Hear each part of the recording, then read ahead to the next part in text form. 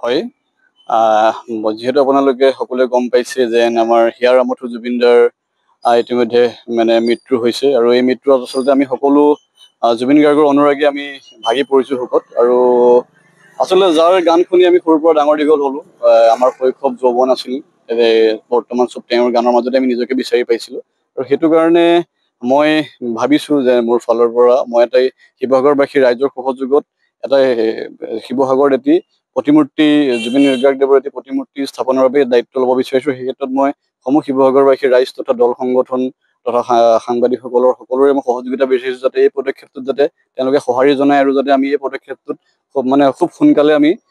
এটা কাৰ্যকৰী কৰিব পাৰোঁ আৰু বিচাৰিছোঁ যাতে এনেকুৱা দুখ আমি এতিয়া চৰকাৰ আৰু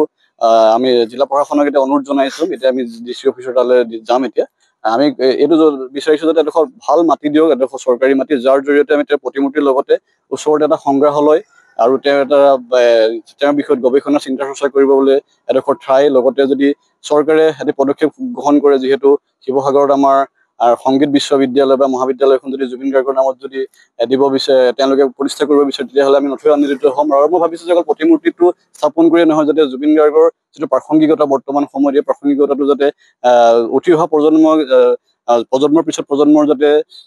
তেওঁৰ বিষয়ে জানে তেওঁৰ বিষয়ে চিন্তা চৰ্চা কৰে সেইটো কাৰণে এই পদক্ষেপ ল'ব বিচাৰিছোঁ আৰু মই সকলোকে মই হাত জোৰ কৰি মই অনুৰোধ কৰিছোঁ যাতে সকলোৱে আহি মেলি এই পদক্ষেপক সহযোগিতা কৰক মোৰ এই পদক্ষেপক।